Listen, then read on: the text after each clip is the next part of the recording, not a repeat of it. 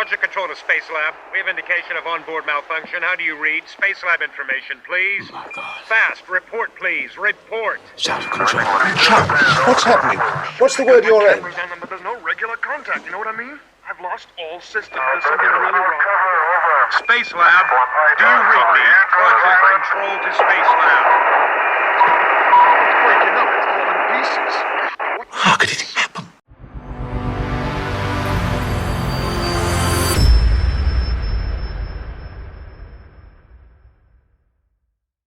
Welcome back to Geek Channel 8. I'm Eric. And I'm John. Today we are talking about Quatermass, the fourth Quatermass installment, which was edited into a film called Quatermass Conclusion. We've normally been doing the films. This time we're actually watching the TV show because the Hammer Horror Studio went bankrupt, so they weren't around to make the fourth movie. So the fourth movie isn't really a movie. It's just the TV show with a lot of stuff edited out to make it fit to an hour and a half or something like that. And it is supposedly really bad. So we are watching instead the unedited version, the way it aired on TV in the UK in 1979. I'm going to give you a snapshot of what it was like in 1979. And then I'm going to tell you a little bit about my memories of 1979. So January 5th in the UK, lorry drivers, those are truck drivers, go on strike, causing a heating oil and fresh food shortages. January 8th, the French tanker Beetlejuice explodes at the Gulf Oil Terminal in Bantry, Ireland. 50 are killed. January 10th, Prime Minister James Callaghan returns to the UK from an international summit to widespread unrest in the UK. The Sun, famous British tabloid, reports his comments with the famous headline, "Crisis? ? What crisis?" So sort of painted as out of touch with what was going on, much like the way that Jimmy Carter was being painted in the US. So there's about to be a big shift in both countries. January 15th, UK rail workers go on strike. January 22nd, tens of thousands of public employees go on strike, beginning what becomes known in the UK as the Winter of Discontent. February 1st, the grave diggers in Liverpool call off their strike, which has delayed dozens of burials. February 12th, over 1,000 schools in the UK closed due to the heating oil shortage caused by the lorry driver strike. Wow.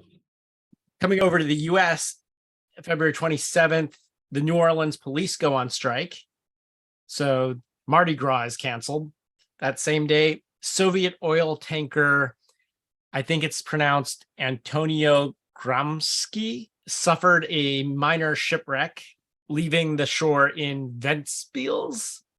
I don't know if that's how you pronounce it either. Again, don't write to us correcting our pronunciation. Anyway, this resulted in a 5,000-ton oil spill, the largest that had ever occurred in the Baltic Sea. So we got a lot of oil spills and problems like that going on.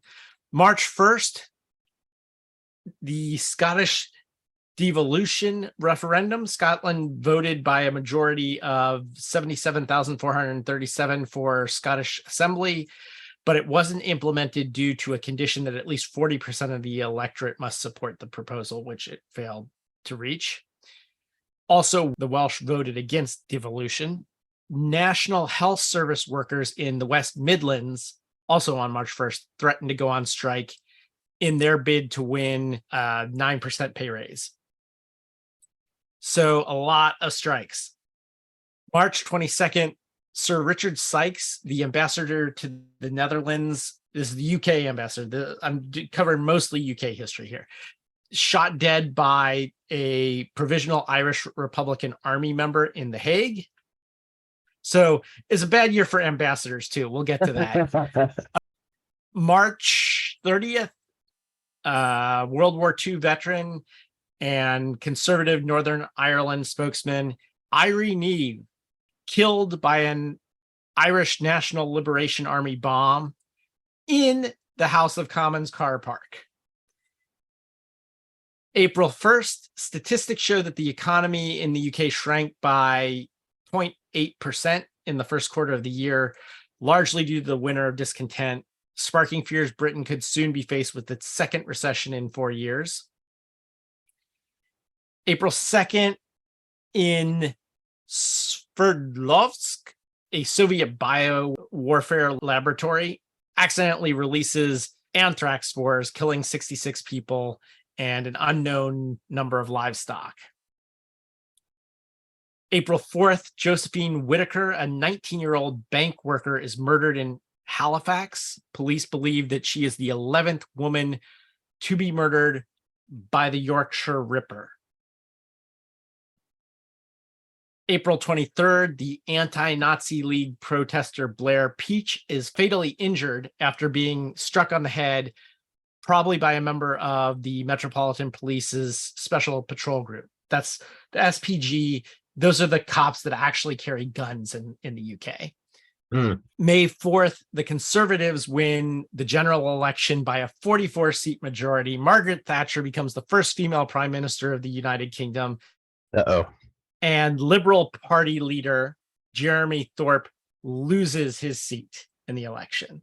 4 days later, May 8th, Jeremy Thorpe goes on trial at the Old Bailey, charged with attempted murder. June 3rd, a blowout in the Gulf of Mexico causes 600,000 tons of oil to be spilled in the water, the worst oil spill to date.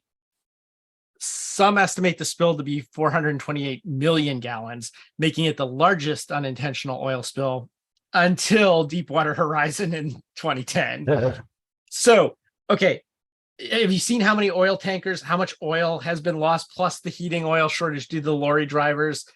Are you getting a sense of what some of the things going on here? From August 10th to October 23rd, the entire ITV network in the UK is shut down by a technicians' strike. We will get to that, I'm sure, when we talk about the production notes. August 14th, disgraced ex-MP John Stonehouse is released from jail after serving 4 years of his 7-year sentence for faking his own death. August 27th, Lord Mountbatten of Burma and two 15-year-olds, his nephew and a boat boy, are assassinated by the Provisional Irish Republican Army bombing while on holiday in the Republic of Ireland. Warren Point ambush was on August 27th also. 18 British soldiers killed in Northern Ireland by IRA bombs. September 2nd, police discover a woman's body in an alleyway near Bradford City Centre. The woman, 20-year-old student Barbara Leach, is believed to be the 12th victim of the Yorkshire Ripper. September 10th, British Leyland announces that production of MG cars will finish in the autumn of next year. And this is not the only British car manufacturer that ends up shutting down plants this year. So there's manufacturing is shutting down. People are going on strike. Bunch of environmental crises, mostly due to oil spills. And this is from my memories. If that wasn't enough, inflation was out of control in the UK and the US. In fact, it's one of the biggest spikes in inflation in US history, 79 to 80. Then on top of that, there was an energy crisis with long lines at the gas pumps. I remember sitting in the back seat of the car for an hour waiting to get gas.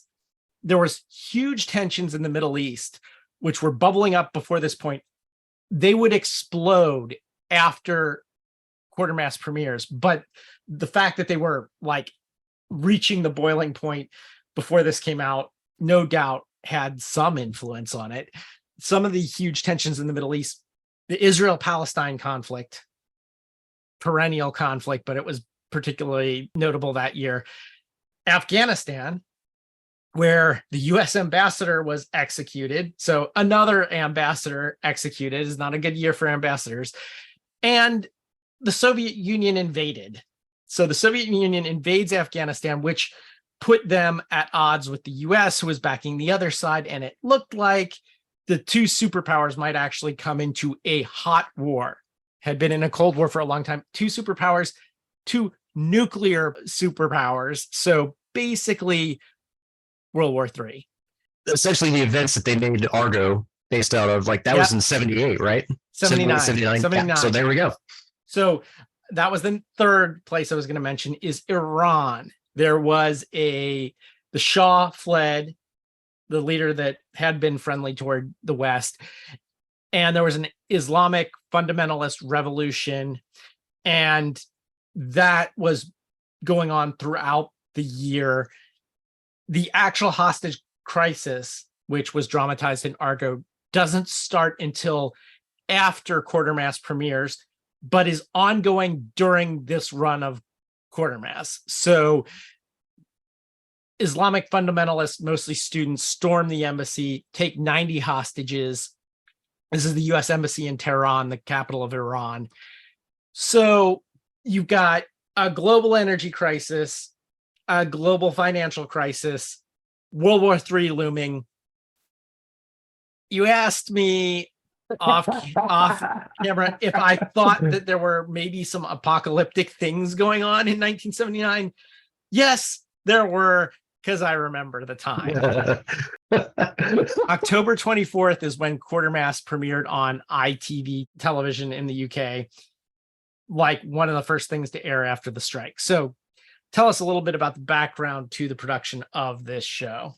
Well, I'm going to have to go back a little further than 1978 or 79, because they wanted to make the fourth one pretty much like after Quatermass in the Pit, but it never got past the developmental stage. And in that time, the writer, Nigel Kneale, did end up going back to BBC. Like, he left BBC to start writing for the Hammer films and everything like that. But then after Quatermass in the Pit and then talks falling through, he just went back to writing for the BBC. And then in 1972, the BBC commissioned him to write the serial for the fourth Quatermass. You would say he was influenced by the political events like power cuts, oil crises, the turmoil in Belfast, developments in the space race. We'll see how these themes come into play in this miniseries. I mean, should I call it a miniseries, a serial? Like, what's the... So miniseries is the US name for something like this. They call it a serial in the UK. Okay. They actually began filming in 1973. They actually started with the special effects sequences, particularly like all the outer space stuff. But the BBC started getting cold feet because the budget was a lot larger than they were expecting. They halted filming and they just wrote out the option that they had on it until it ran out in 1975. In that time, Nigel Kneale actually stopped writing for BBC and went over to write for ITV. In May of 1977, Houston Films, which was a subsidiary of Times Television, would pick up unmade scripts for Quatermass and make it into a 4-part serial for ITV. And the intention, like you mentioned, was they were going to cut all 4 parts into a 100-minute feature for US and the rest of Europe, but apparently there was not a huge demand for it. So like the release that it got in North America and the rest of Europe was pretty minimal, to say the least. And even Nigel Kneale was on record of saying that it was something that he really wasn't in favor of doing. I have no recollection of this film at all. And I was a sci-fi geek already at that time. I don't even think there's like anything on Amazon for it right now, is there? I don't know. It's really hard to find. It's pretty interesting because Quatermass, all 3 actors are Oscar nominees, 2 of which are Oscar winners. Don Levy was nominated for, I haven't seen it, but am I pronouncing this right? Beau Guest? Oh, yeah. Yep. So, yeah, he was nominated in 39. I think that might have been his only nomination, but yes.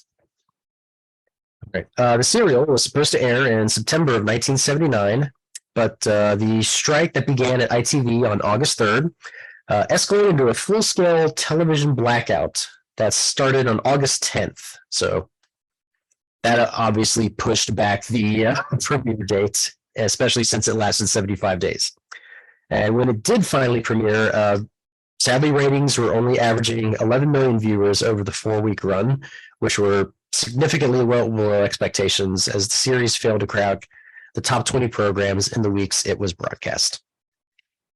And honestly, like science fiction in the movies had been recalibrated at this point because Star Wars came out in 77. So what people wanted to see when they went to a science fiction movie had changed to a special effects driven.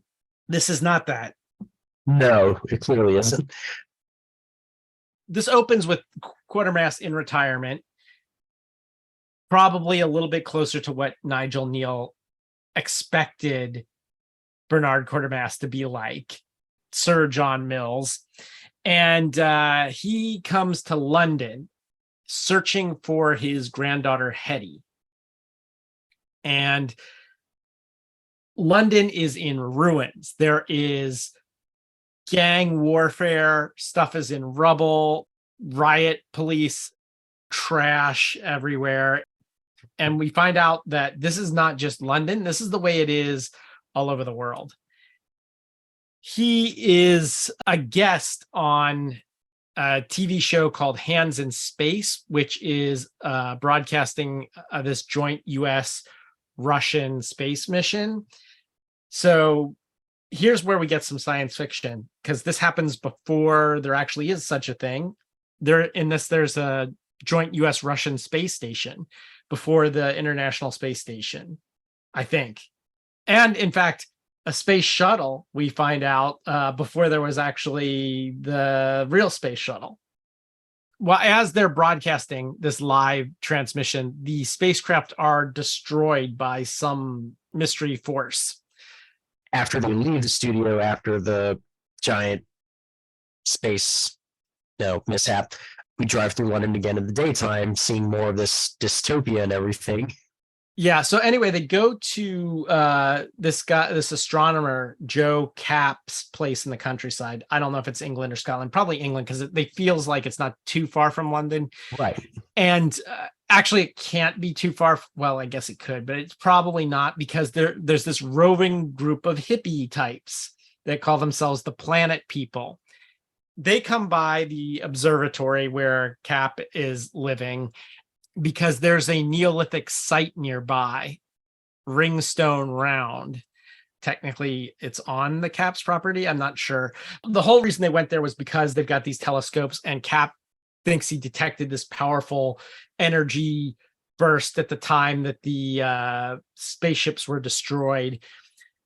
But this other development happens where these very hostile, like almost Manson family-esque hippie types are like gathering at this Ringstone Round, megalith formation, whatever you want to call it. This guy, Joe, like, he goes off on a rant about how much he hates them for how, they're not scientific. They fly in the face of facts. And then when he gets out and Quatermass tries to talk to them, because, he's still showing off pictures of his granddaughter trying to find her, they're about to start throwing the rocks because, oh, you're the scientist. Oh, what kind of science? Oh, you study the planetary science. That's the worst kind. Yeah, he says rockets tear holes in the skin of the world. Yeah. And all the while they're doing this, they have the letter P written on both cheeks. And there are times I couldn't hold back my immaturity. I literally wrote my notes, they were the pee-pee cult. Yeah. Well, it is Planet People. Yes. I came across this quote yesterday, a Carl Sagan quote, which was probably from around this time. I'm not sure when he said it. He said, "We've arranged a society based on science and technology in which nobody understands anything about science and technology." And this combustible mixture of ignorance and power sooner or later is going to blow up in our faces. Who is running the science and technology in a democracy if people don't know anything about it? science is more than a body of knowledge. It is a way of thinking, a way of skeptically interrogating the universe with a fine understanding of human fallibility. If we're not able to ask skeptical questions, to interrogate those who tell us that something is true, to be skeptical of those in authority, then we're up for grabs for the next charlatan, political or religious, who comes ambling along. So we're watching this in the time where like anti-vaxxers and flat earthers have gone mainstream. Like that 20 years ago, that would have been laughable. Like only the fringiest of the fringe left wingers believed in like anti-vaxxing, and now like left and right. And Right, that it's fringe like has far spectrums on both sides. Yeah, the problems of our past have now become our problems of the present.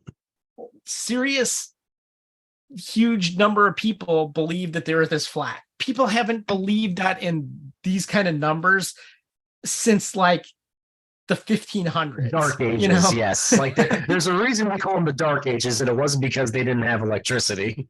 So I'm a little scared for the future, because this was like the dystopian future in 1979. And we're like living in that dystopian future now. Yeah. Yeah, this really resonates in that way. So this episode ends with a blinding flash of light, and all of the planet people at Ringstone Round disappear, which I thought, that's actually kind of a good thing, maybe. Right? So yeah, the light came down. But yeah, and that was basically the end of the episode. Yeah, it was a good episode. Let's move on to the second chapter, which is known as the Lovely Lightning. It opens with their leader, Kick Along, the planet people's, the PP people's leader. I had it written in my notes as Sad Max. Okay, we'll go with that. Sad Max believes that the planet people at Ringstone Round, the ones that disappeared, were transported to the planet, wherever that is. Yeah, and I feel like I missed it. Like he somehow ended up in the like one of the police vans between the end of the first episode and the beginning of this second one. Yeah, I'm not sure exactly what happened there either. Yeah. But he was not with them when this group was zapped. He's still on Earth. They find one survivor named Isabel, who calls it the Lovely Lightning, from which this episode gets its name. They decide to take Isabel to London to test, why she wasn't affected. All this time she's chanting the word lay over and over again. They get caught in the crossfire between two fighting gangs. Quatermass gets pulled out of the car, but Annie and Isabel escape. And then at the radio telescope on Cap's property, the planet people show up and they congregate at the stone circle. Cap is not present at the time, but he sees a beam of light strike where his home is. Yeah. And so he runs home, finds it damaged, family gone, and that's how this episode ends. A couple of things about this. I noticed when Annie showed up for the first time, there was a boom-in shot, which I almost never notice on a professional production, but usually it's independent films where I'm like, oh, there's boom-in shot, but this one, there's definite boom-in shot in a couple of places, and it was really, it was not just a tiny bit, it was in there. Another thing that I noticed, it wasn't that long ago that I watched Arg Music War, which I love. Early punk and new wave is my thing. A very young Toya Wilcox, who was in Arg Music War and is a pretty well-known late punk, early new wave performer in the UK. You might remember her because she went viral. Her YouTube video went viral during the pandemic when she and her husband, Robert Fripp, were stuck inside and they covered Enter Sandman, and she was on the Stairmaster while she was doing it. If you haven't seen it, it's a hoot. Stairway to Heaven cover opportunity missed right there. Oh, they do a lot of covers. They released this whole Tea Time with Toya and Robert or something like that. They released a whole bunch of different cover songs, but Toya is known for her attractive figure. And she was obviously going to be good looking from a young age. She's still like very young at the time Quatermass came out. Anyway, she played Sal, I noticed in this. Now we are up to chapter 3, What Lies Beneath. Yeah, it's weird to see Harrison Ford, Michelle Pfeiffer in this. Stop it. So he's in a junkyard and he hears singing. He's, I guess, attacked, if I recall. Yeah, he's chased out. It's like a funeral that he gets chased away from. So into this junkyard, and he's rescued by a clan of old people who take him to their secret old people underground lair. And supposedly to help contribute to the society, they take his watch to give to a soft gang. And I guess what a soft gang is a gang that doesn't terrorize them too much as long as they pay a tribute, and then in addition, like brings them food and stuff. So this soft gang, to pay them off, they use Quatermass's watch. Is everyone crazy here? I have no idea. That was what I had in my notes. They seem like, I don't know if they're crazy or if they're just, oh, well, that's old people are all kind of crazy. I'm not sure. Everyone's crazy in the dystopia. Quatermass learns that there's a scientist that lives with them, Mr. Chisholm. And he goes to Mr. Chisholm to learn stuff. And it turns out Mr. Chisholm was a scientist, but he was like, he worked on soaps. You know, scent and soaps. You know, I grew up in a city in the Midwest of the United States that was known for its soap manufacturing. So there were a lot of like these scientists, but they were just in corporate employ making stuff like soap. Yeah. Meanwhile, Isabel, she's in this hospital / laboratory where they're observing her, and she starts levitating off the bed. Mm-hmm. Exorcist style, and then like levitates pretty high up. Near the ceiling, yeah, like not quite. So it's hard to tell if it's near the ceiling or not, but it's near the top of the frame. You know, right. So she's like at least 6 feet up or something in the air, and then she explodes into dust. 4 feet above the covers. Yeah, very Ghostbusters-y. Yeah. So there's that. One thing that I had with this Quatermass in general is that the events, and in particular the dialogue, seemed like a whole lot of scenes strung together. Like there's a story here, but it doesn't flow. No. It's like little choppy bits here and there. It's like, okay, and then this happens, and then this happens, and this happens, and it all forms a story. But unlike previous Quatermass, where there's like one through line, this is not that way. Yeah, it's funny because like Nigel Kneale was very against trying to condense this into a 100-minute movie, and there's me like over here by episode 3 going, you know what, this could have probably made a very coherent 100-minute movie. While he's talking to Chisholm, we get another sort of environmental lesson like slipped in here. Nothing's really said about it, but Chisholm tells Quatermass how for these scents that they would kill the animals just to get their musk glands. So he's like, well, you used the rest of the animal, right? And he's like, no, we just killed them and took the musk glands. It's not huge like a lot of the other messages in these things, but there's a bit of an environmental message, it seems like, coming through there. Oh, there's definitely a lot of messages. So soldiers attack this underground junkyard old people compound. Mm-hmm. They're looking for Quatermass. Meanwhile, Cap is alone in his observatory and like he's devastated and in despair, but he keeps having visions and hearing the voices of his family, in particular his daughter. Mm-hmm. And it's never really clear if this is in his mind or if he's actually hearing them, because it's sort of done from his point of view. Quatermass is taken to BTV, which is making music videos. They come in, they take over the station to put on a talk show. And here we have Quatermass jumping to his trademark conclusion. He goes straight to a third of these disappearances happened at megaliths. Ergo, humans put them as beacons to something deep underground for next time, and that time is now.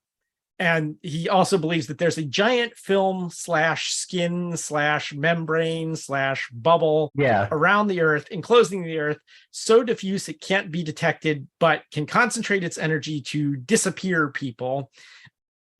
I love how in all these Quatermass things, he has like fact A, B, and C, and he jumps to conclusion Q, you know? Literally. Yes. We've talked about that in every single one of them. So he's on this talk show with a Russian, Pavel Grigorich Gurov, who's kind of like the Russian Quatermass. And there's some hilarious dialogue between the two of them. I keep thinking in these things that these scenes are not really fleshed out. They're just improving crap. And this is one of those times where I really thought so. Gurov, like I said, is like the Russian Quatermass. So he jumps to conclusions too. And they just sort of jump from conclusion to conclusion. But ultimately, Gurov wants to try to communicate with this intelligence. And Quatermass says, you can't. The human race is being harvested. Again, another Quatermass conclusion, like he goes from like these lightning things to like, oh, they're harvesting humans for something, you know, probably to use as batteries in the Matrix. I don't know. This is where they send the shuttle up, the Motherbird shuttle. So first they discuss it, and it's a literal smoke-filled room. Oh, yeah. You know, the megalith thing keeps going back and forth between it being a beacon that was deliberately set up, or that it was set up by like ancient aliens, or that it was set up by humans to communicate. It's never clear. Or as a warning sign to stay away from that area. It's never really clear, but they're like, I don't know. It's never really clear what they think. And this is another time where I think they're just making it up as they go along. They're like improvising the dialogue. That's what it seems like to me. Now, I know Nigel Kneale's too much of a control freak. Absolutely, yeah. So he probably wrote all this out, but it's the megalith's attempt to appease the thing that's underneath the ground, which I'm getting very, if this sounds like the Tommy Knockers to you, it's because Stephen King was hugely influenced by this. Yes. Okay, so he thinks these traditional gathering spots are harvesting sites. And a younger guy says that he's close enough in age that he's young enough to grasp what the kids feel about this planet. Oh, yeah. That pretty much goes nowhere. Meanwhile, they plan to fly a space shuttle to communicate via radio. Like why they can't communicate via radio from the ground, I don't know, but they're going to fly a space shuttle up to the edge and like try to communicate. Motherbird. This is the point. It seems like everyone is doing improv. One woman hears them refer to the shuttle as Motherbird, and she says, of course, a mother bird draws the attention away from the chicks. And I'm like, what the hell is supposed to be some huge decoy? Like, oh, well, we won't harvest from Earth anymore now that there's this mothership. Yeah, it's like it didn't stave off any other beams coming down. The shuttle crew sees this giant laser pointing at Earth, then it gets zapped out of existence by the laser. At this point, I got to bring up something about the two space sequences, because in the second one, like we've established that it's a beam that's coming to Earth, just wipes everything out, or just wipes out what's in, you know, essentially the beacon's path, or in this case, the shuttle, and we don't see what happened to the shuttle, or like we don't see any trace of the shuttle after that. Yet in the first one, we get a pretty elaborate sequence of these two joining satellites like getting ripped apart and like just like crumble. Like there's a scene where like one of the cylindrical shuttle looks like it's being impacted from an invisible force on the outside. We have astronauts crawling out of the shuttle. Third one, it's just a beam just comes down and just wipes it out. Yeah, it's supposedly the same like alien intelligence that caused both of them, but I don't know. They're not a very consistent race of alien intelligence. I have no clue. Like, it could be that the first one collided with the membrane and that happened, but that's not really possible because we've sent stuff to the moon and stuff like that. Or Were they out past the moon? I don't know. They don't really address it like after it happens.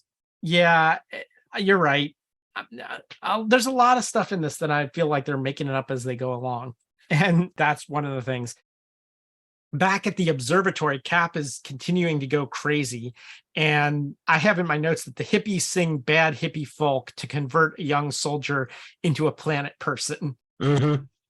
Also, the gang warfare continues between two gangs. I think the Batters and the Killers. I wasn't really sure what their names were, but that's what I kind of took from graffiti. Yeah, that's where I just wrote down back to Children of Men, the early years. So the planet people start walking in between these warring gangs. And at first the gangs stop shooting at each other, start shooting the planet people. And then soon both gangs drop their weapons and join the planet people hippie cult. They're all going to Wembley Stadium. Yes.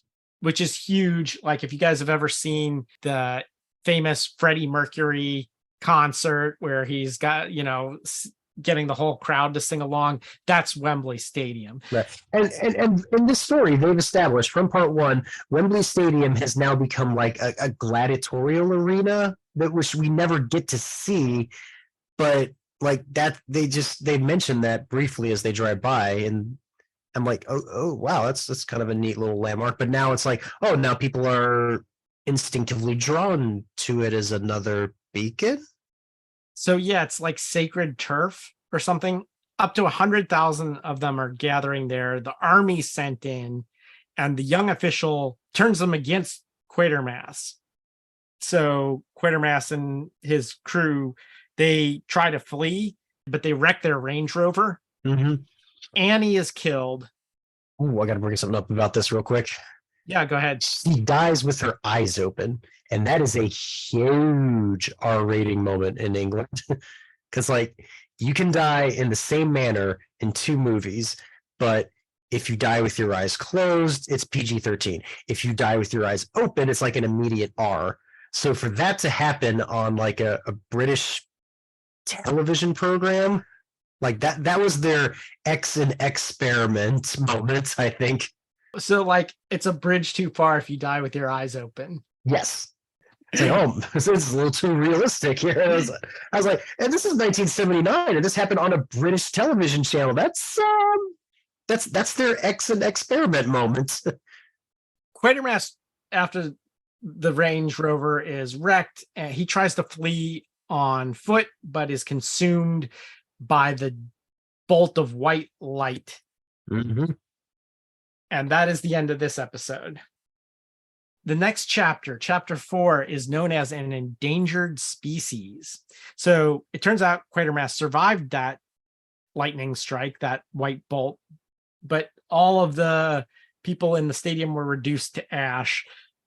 I noticed that the opening credits to this one were gray, like every other one was colored. It had like an orange, yeah. Yeah, the previous ones were like orangish, and this one, the opening credits were gray. So I noticed that was a difference. There's graffiti all over the stadium, including swastikas, and we see that the sun itself in this has turned green. And I couldn't help but point out just how funny it was hearing a British guy look up and go, "Here comes the sun." Yeah, famous hippie song. Yet, anyway. Oh yeah, like that was clearly intentional. Again, I don't know if they were making this up on the spot. They said something about like he believed that like some part of the people that had been zapped is in the atmosphere, and that's why the sun's green now. Yeah. Well, they specifically say it's green like vomit. Yeah, like vomit, which I've never vomited green, but No. whatever. No. But ever since the pea soup in The Exorcist, we can consider that vomiting green is just a standard trope. Of course. Gurov makes a statement that the US and the USSR are no longer communicating with each other. Quatermass thinks that all of this is the work of a machine, a probe. Just like we sent probes to other planets to collect soil samples, this must have been programmed to collect living human protein. I don't know where he comes up with this. It's another Quatermass moment, right? It's like, okay, yeah, it's a probe collecting human protein, a machine, doing it. Sure. There's no evidence that this is a machine, but it's a machine and it's collecting human protein. That's what it's after. Yeah. Karparkov, a military hawk in the Soviet Union, wants to destroy it with missiles. Quatermass thinks that could work if they can find out where it will strike next. They can aim the missiles at it. So Gurov and Quatermass, they want to get a team together. A team of the elderly, though, too. The older, the better. Yes. He recruits Jack, the soap scientist. So I don't think the general or whatever, Karparkov, bothers to wait for them. He sends up some missiles. That doesn't really work. Yeah. The Russian scientist Gurov has this quote where he's trying to mentally figure this out. And he says, "It attack in place marked from ancient time, but also only when big number of crowd is there. It must detect crowd like heat-seeking missile. Yeah. The smell of humans from dancing, fighting, etc. The old geezer lab is set up." I'm like, what is being harvested? Flavor? There's a suggestion that they're harvesting the humans for their musk or whatever. I don't know. That this is it's just a quality of life thing. It's not even needed for sustenance for this species. They're like, oh, humans taste good, or humans add that wonderful human flavoring. Yeah, why do writers think that we all taste good? So a scientist collapses, but we find out that they've discovered, quote, the electric image of a cell. Now we can begin. The electric image of a cell. Yep. Wasn't that all well mapped out by electron microscopes by this point? But anyway. Right. Quatermass returns to the observatory and he finds Joe, who claims his family is still alive and he wants to go to them, or he wants them to go. He claims they're all alive and he's going to go find them. Quatermass and them are like, okay, he's grief-stricken. They leave, but after they leave, he continues to talk and hear the voices of his wife and daughter. Meanwhile, they're trying to synthesize pheromones. Jack says he remembers the body odor of the first woman he ever laid with. And they're like, okay, this is a thing. There's a combination between the sounds, the smell, or whatever aggregated humans that they're going to try to synthesize to lay a trap. The planet people attack the observatory again, and this time they destroy everything. Yep. The leader of the planet people claims that science and learning leads to, quote, spilling. Yeah, knowing things is a sin, in his words. Well, spilling apparently is being rejected by the force that takes them, causing the green atmosphere. And I guess what he's saying is if you're too scientific, you're too rational, and you're not emotional enough. And emotional is what creates the hormones and the pheromones and all that. And that's what they can smell. And he doesn't know this, but apparently that's a good thing because you're going to get taken. But we think it's a bad thing because we're more scientifically minded. Anyway, belief is important. So when he tells them that he's a Jew, they're like, oh, that's a start. Yeah. So apparently knowledge is sin. You have to unlearn. And he actually tries for a moment, and he eventually is like, no, I can't do this. And so they destroy his lab and leave him and head toward the sun. One of them says she's going to stay behind with him, and the leader just turns and shoots her. This guy pulled out a submachine gun in episode 2. He's mowed down quite a few people. When Quatermass returns, again, Joe admits that his family's dead. We find out that the Russian missiles are floating aimlessly as they malfunctioned.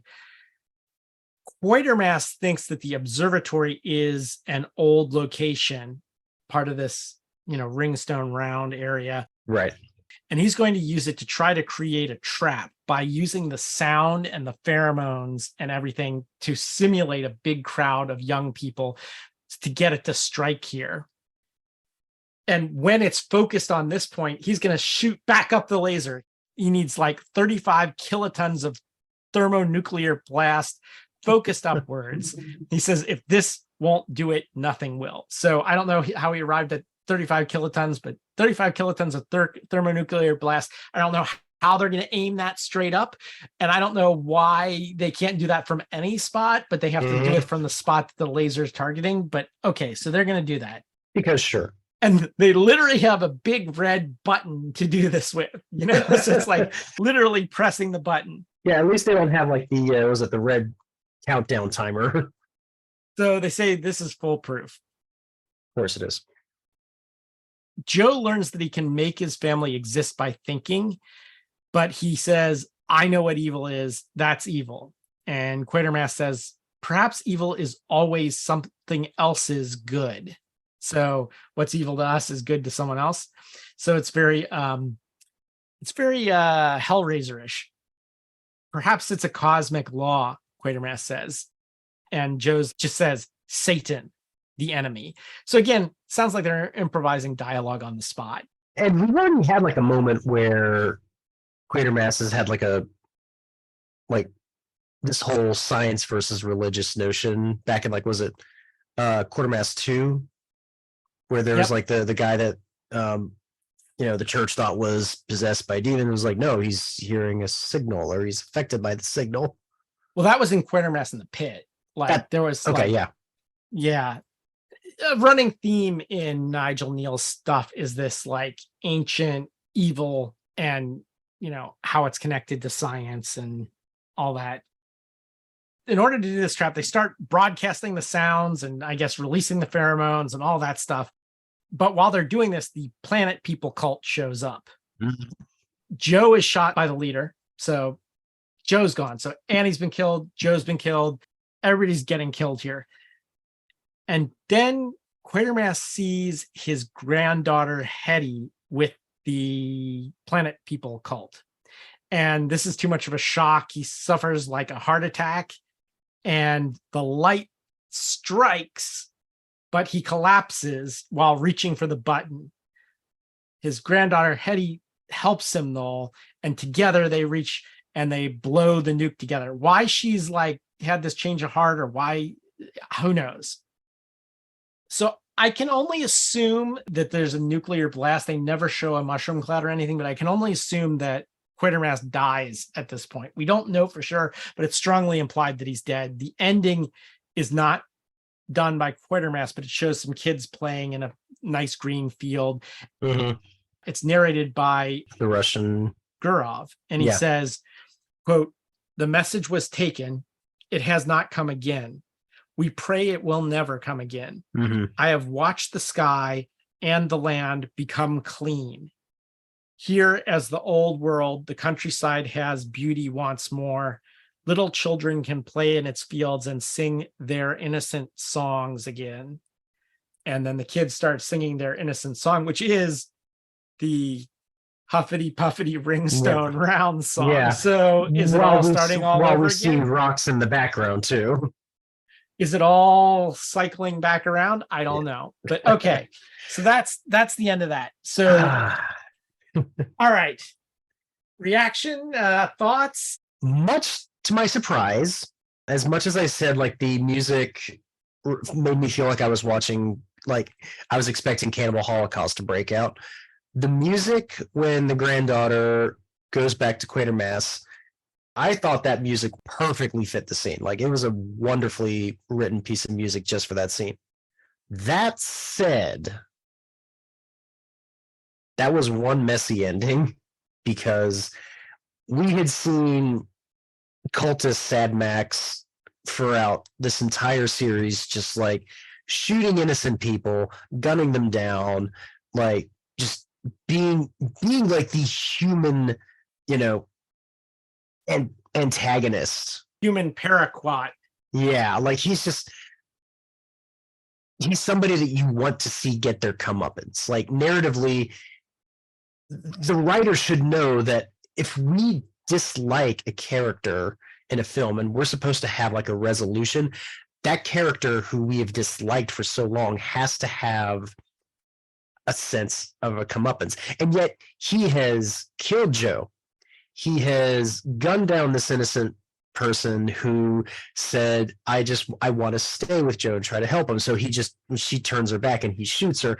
He's we needed something more than, oh, he was part of this blast. It's like we needed something that just, at least I wanted something to watch Sad Max get gunned down there, like, or something before the beam takes everybody else.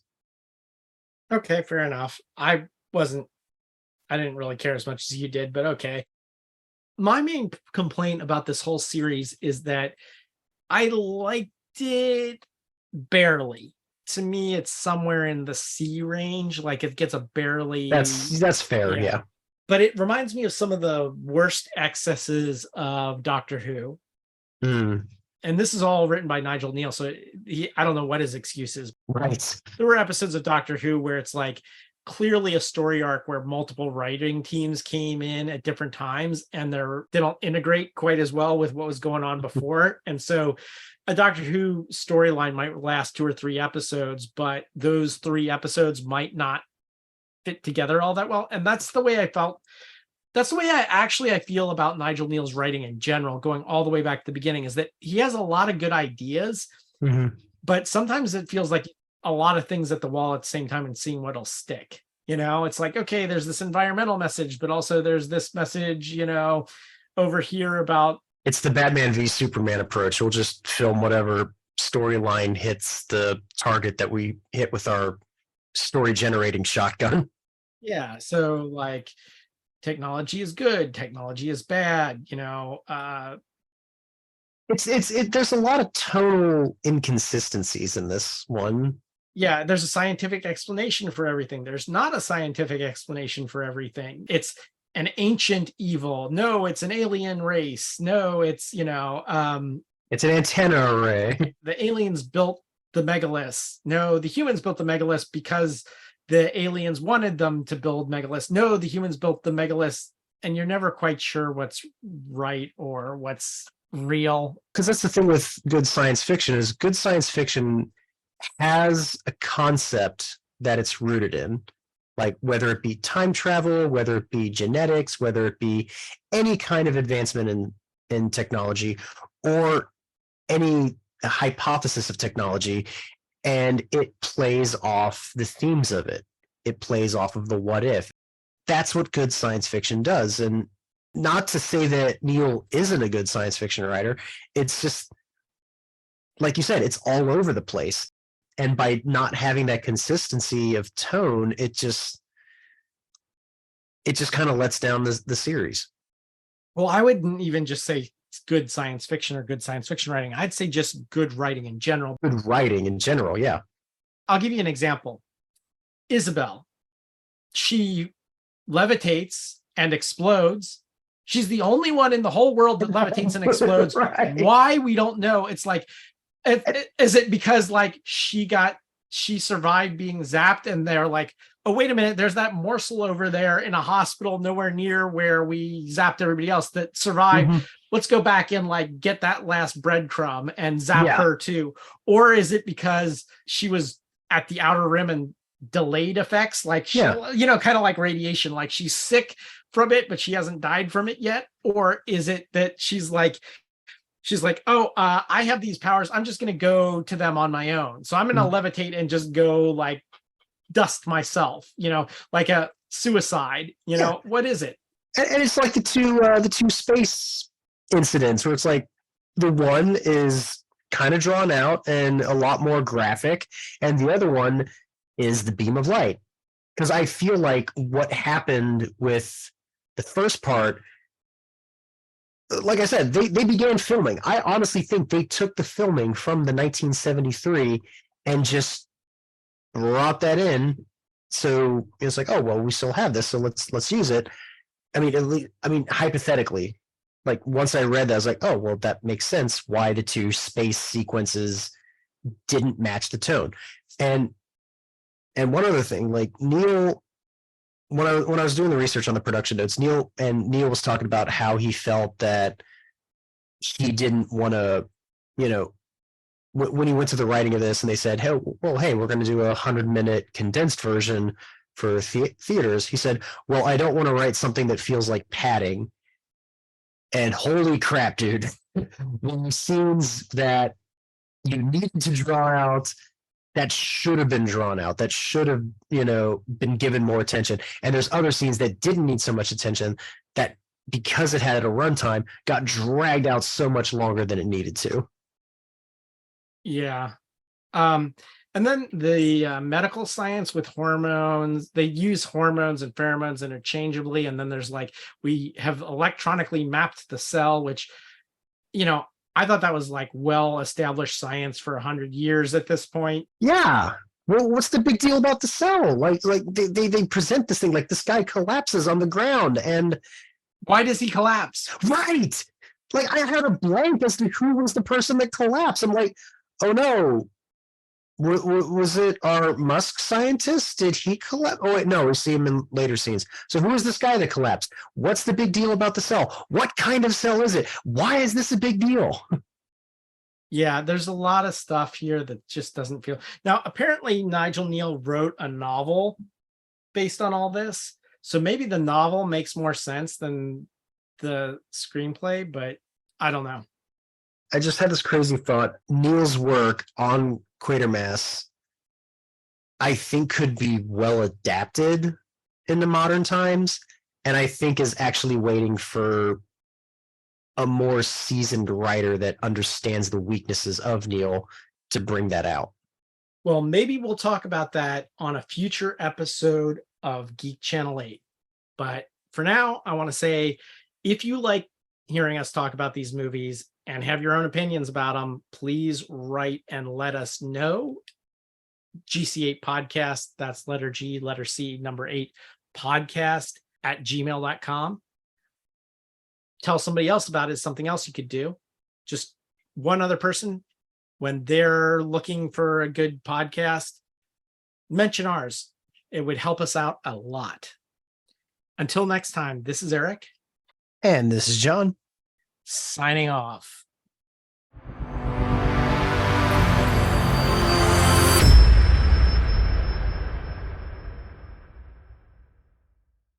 Oh, I like your. Oh, I went. Yep, they're doomed. Yeah.